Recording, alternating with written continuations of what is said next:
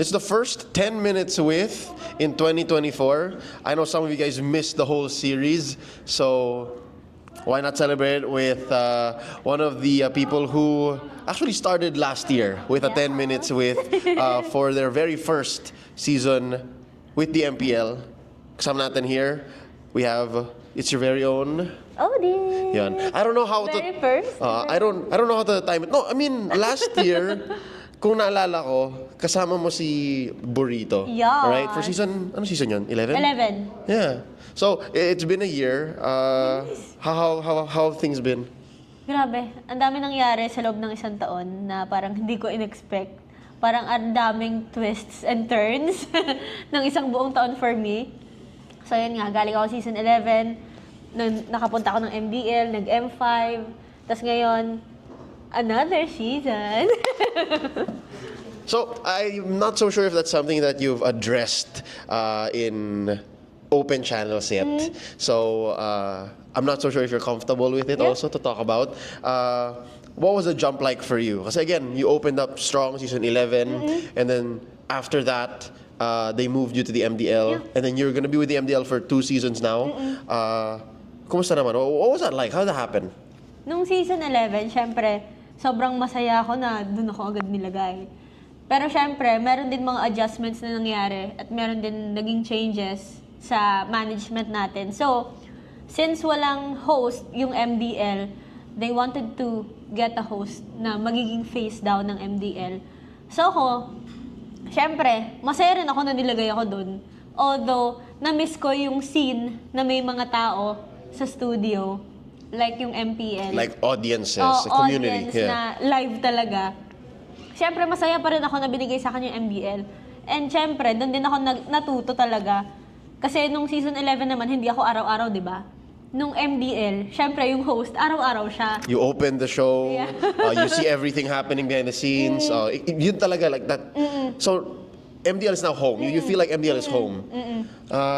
So, to be honest, sa una, siyempre, malulungkot ka. Kasi parang magkaibang liga na eh. Tapos iba na yung vibe. Pero syempre, eventually, marirealize mo kung ano yung purpose ng paglagay nila sa'yo doon. And dapat maging grateful ka na binigyan ka pa rin ng opportunity to be that host. So, nakatulong din talaga siya for me na parang mawala yung kaba ko every time na I get into interviews. Kasi iba talaga yung pag-araw-araw mo siyang pinapractice. It's more of the practice talaga for me. So, pagdating ng MPL S12, siguro, yung mga hindi nanood ng regular season ng S12, hindi nila alam na wala ako doon. So, nakita nila ako ng playoffs. Parang wala rin naman nagbago. So, parang naramdaman ko, ay, wala naman pala difference kahit MDL ako or MPL. Kasi yung mga taong nakakilala sa'yo or nare-recognize ka, hindi rin naman sila magbabago ng pakikitungo sa'yo. So, masaya pa rin ako ng MPL S12 na na-apply ko yung performance ko sa MBL to playoffs. And it's a different Odin from season 11. Oo, talaga. Kita nyo naman yun eh. Which is something na na-miss ko. Kasi one of my favorite parts of season 12 was the Odin Buraot serye. I mean, siguro top 5 best playoffs off-match moments in the history of my career with the league. Yun yung isa mga pinakamalala. Kasi ang dami ko tanong after, like, so, hinabol ka ba ng mga booth owners? Binalik mo ba? May usapan ba kayo prior? Wala. Wala kaming usapan prior. Kaya pagdadaan ko sa booth, hindi rin sila na-brief. And they just went with it. Na-brief? It's like, Oo. bigyan nyo lang kay Odin. It's for the show. Oo. It's for the show. It's for the show. Kasi parang yung iba, parang clueless din sila kung talaga bang akin na lang yun or hindi. Kasi sila yung manalagot sa inventory nun eh. Sobrang- Pero diba? Wala na sila nagawa eh. Sobrang organic ng moment na yun. And again, I think nabatak ka nga sa MDL. And I think I'm happy for you. And I'm so glad that you saw it as a blessing na parang, no, in season 1, there was no face of the league. There was no host. And I was part of MDL. Like, I helped train that first batch also. And then bumisita naman ako. Pero sobrang distant memory niya na hindi nag-register sa utak ko na, walang host yung ligang yun, yung show na yun. So now I can't imagine it without an Odin. Wow. Without an Odin, I can't see MDL moving forward. So, with that said, nandito tayo sa happy side. Nandito tayo sa good side ng storya mo. Let's talk about that middle part. Nahirapan ka ba? Was it a long time for you to accept that? Kasi what you just told me now, about 5 minutes ago, parang script siya eh, na parang araw-araw mong dinikdik sa sarili mo na, this is where they put you, there's a reason, ganyan. What was that like? Siyempre, before ko yun ma-accept, talagang umiyak din ako. Sino bang hindi maiiyak, di ba? Siyempre, parang lahat tayo iisipin na, uy, MPL, binaba si Nandun na ako Odin. eh. Oo. Binaba si Odin ng MDL. Yun talaga yung magiging first impression natin. Parang, siyempre, alam mo, umiyak din naman ako sa'yo noon. Yan, i-share ko lang guys, umiyak din talaga ako noon. Pero, parang, as I grow older, hindi na ako yung taong reklamador. Wiser. Parang ganon. Oo, parang, minsan, mag-grow ka talaga kapag pinagdaanan mo yung mga ganong moments. Tsaka sabi ko nun sa sarili ko, ang dami ko nang pinagdaanan sa buhay. Ngayon pa ba ako parang susuko na lang? And it's not a total zero. It's not like they took it away from you. Oo. Tapos, isa pa sa naiyak ako, guys, sa sinabi ni Coach. Sabi ni Coach na sabi ko kasi na parang one day, makakabalik din ako. Sabi niya sa akin, you're never gone. Ako ba nagsabi nun? Sinabi mo yun sa akin, na nandun pa rin naman talaga ako. Yeah, and it's true, right? Was this before season 12 playoffs? No, before mag-MDL. Oh, yun nga. See, so, Sinabi mo yun sa akin. and eventually it happened. You were still part of that big season and that moment in EVM. Diba? So, you're still, nandun ka pa pag tumingin sa Wikipedia. Nandun pa rin. So, I think, kaya kita nabigyan ng advice na yun kasi nangyari na rin sa akin. Diba? For those of you who don't know, season 6, wala ako nung season 6. Wala yung karamihan sa amin nung season 6. So, pinagdaanan ko na rin yung ganong sakit, yung ganong pighati, na parang binigay ko naman lahat. Diba? Like, kami yung ginawa niyong face of the English broadcast na at the time, wala pang English broadcast eh. At the time, trinabaho namin yun and then, again, pandemic siya, and there were so many factors. Same with you, like, MDL did not have a face apparently at the time, and that roster needed a little bit of help, and that side of the community and the league needed help. Para sa akin is, it's just the way that Moonton decided to go with the direction of building the league pre-franchise or in the pandemic. So, nag-downsize talaga ng talents. Ilan na lang sila nun? 5, 6.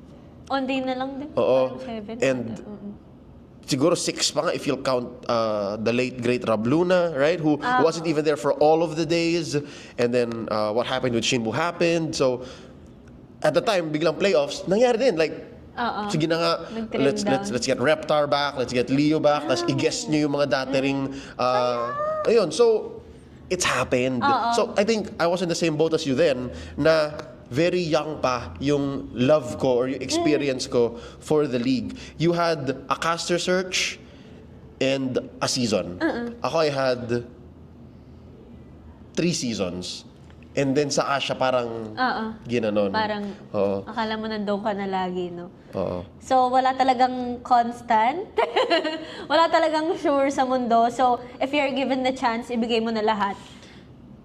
I think yung sure is kung yung ano yung meron ka lang. So, kung sure ka na kahit anong mangyari, kahit anong matanggal sa'yo, ibibigay mo pa rin. Then yun yung hindi nila maipagkakait. Or ng mundo. Like, again, I don't wanna say nila or sila, like, you're always trying to prove yourself to anybody. But it's more of, hindi kasi natin kontrolado yung mundo eh. I agree to that. Parang ang naramdaman ko noong una, syempre nagsi-self-pity ako, umiiyak ako, parang, bakit isang season pa lang naman ako kung hindi maganda yung performance ko? Sana binigyan ako ng chance Sinabihan, for another season. kinausap. Ganun yung maiisip mo talaga initially. And wag mo sisihin ang sarili mo doon. Ang payo ko sa inyo, pag may pinagdadaanan kayo, it's okay to cry, pour everything out, ilabas nyo na lahat. Kasi, I was gonna ask, what helped you get by besides the crying, besides again I'm sure you talk to people, you ask for help. Ano pa, like what else did you have to hold on to, whether that be something physical, something you did, something you look at, something you tell yourself, ano yun, para malampasan yun and eventually turn what looked negative into positive. Basta parang isa sa mga motto ko sa buhay, feel the pain till it hurts no more. Tapos pag okay ka na, naiiyak mo na lahat, bangon ka uli. Balikan mo yung mga pinagdaanan mo nung umpisa, why you started in the first place. Tas parang laging nagfa-flashback sa utak ko na nilagay ka dyan kasi may nakita sila something sa'yo na hindi mo nakikita sa sarili mo. So, just trust the process kung ano yung talagang ibibigay sa path mo. Yun, for me. And that's where you are now. Again, I can't imagine si MDL na iba ang nagbubukas ng show, na iba yung vibe, iba yung energy ng isang regular season or playoffs ng MDL. So now moving forward, season... May nalagpasan tayo. Ano? Yung M5. Ayun! Sorry. So, meron ding input about M5. Yeah. Which I think you guys are aware of. Meron ding mga surprises on our end. So, nalampasan mo yung S11 to MDL S2. And then, yun na, you made peace with that.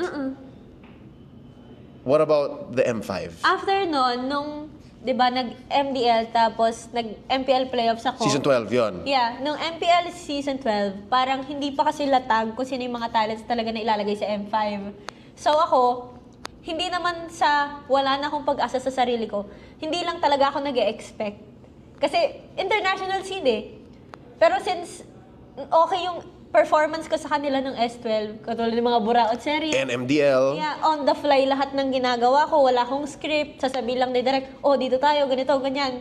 So parang doon nila nakita yung value na pwede itong ilagay sa M5. So parang, I just did my best for S12. Tapos eventually, tinap nila ako agad after ng grand finals na free ka ba for M5? So parang, everything paid off. Which I did not register. Kasi nung ginawa yung GC for M5, sabi ko, okay, alright. Tapos ikaw yung unang nag-chat sa akin, like, Coach, check mo yung GC. So I'm like, oh wow, look at that. So I'm like, alright. So, courtside or Side reporter. like anything that's around the game. Ayun. Which you guys saw. You had your moments with sina MP right outside. Yes, mga players. You also did a little bit of the courtside inside of EVM. Co-hosted with Tito Mikey. Not EVM. Rizal Memorial. Yan. Mikey, Mara. So yun, parang mga bagay na hindi ko na-visualize months before. Nabiglaan. Diba? Biglaan. Sudden blessing. Oo, sudden blessing talaga. So, nagulat nga din ako na parang ang unti nating PH talents na nandun sa GC. Tapos, parang ang saya lang sa pakiramdam. Nandun ako sa main broadcast, parang hindi mag-register sa akin kasi di nyo naman ako masyado nakikita nag-English, diba? Sabi ko, ilalaban ko to. tinanong kasi ako ng producer kung comfortable daw ba ako mag-English. Kung rate 1 to 10. Sabi ko, 10 po, 9 po pag giniginaw. Ganon ang confidence. Bumababa pag giniginaw. Yes. Siyempre, may dalang ka ba kaya yung lamig? In my head, it would have gone up. 9, 10 pag giniginaw. Ay, ganun? Kasi ni-imagine mo, nasa States ka. Ah! Ganon? Anywhere but the Philippines kasi giniginaw. But okay, so, you were real about it? Like, again, go yan, G. Oo. And then, Hindi ko na iniisip yung grammar nun. Alam niyo yung iniisip ko lang, basta kaya ko sabihin mo nasa isip ko at naiintindihan ng kausap ko, go. at tutuloy, go. Tutuloy tayo. Kaya kayo kung kinakabahan kayo sa mga gusto niyong pasukin sa buhay, huwag kayong kabahan. Madami na ako nalagpasan ng kinabahan ako dati pero natawid naman. Nangyari, di ba? You can even watch it, di ba? Yung advice ni Odin, meron siyang pruweba, so panoorin niyo. Okay, so what happened? Ano yung hurdle? Wala naman naging hurdle din sa M5. Siguro nagkaroon lang ng changes sa schedule. Pero hindi ko siya dinamdam at all. Parang yun nangyari nung MDL S2, yung shift sa placement ko. Parang it was enough for me na maintindihan na nagbabago talaga lahat. It just happens. Yeah, it just happens. Parang hindi lahat ng bagay ay dapat mong dibdibin. Yun ang iniisip ko. Pag may nagbago, ay di okay. Pero pag na-retain or mas nabigyan ka ng mas marami, thank you so much. Ganun Yeah. lang. Be grateful. If anything, meron din sa aming switcheroo, like even on the caster side, right? Nangyayari din yan. Ang tip ko or my mindset kapag nangyayari yun is, kapag dinamdam mo yung switcheroo ng isang season na yan, or ng isang playoffs na yan, or ng isang even world championship na yan, na M5, ibig sabihin, gini-give up mo na or binablock mo na yung possibility of the next one. Diba? So kung mabigat na yung hindi ako nag-grand finals ibig sabihin hindi ka na pwede mag-grand finals sa susunod. Ibig sabihin susunod doon hindi na rin. So by accepting it and going with the flow, giving your best regardless, mas lalo lang nagiging possible na sa susunod the best na.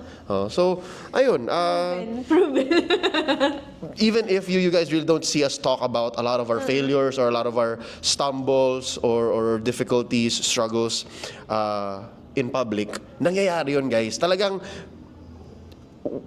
pinaprocess namin siya behind the scenes, amongst each other, with our team.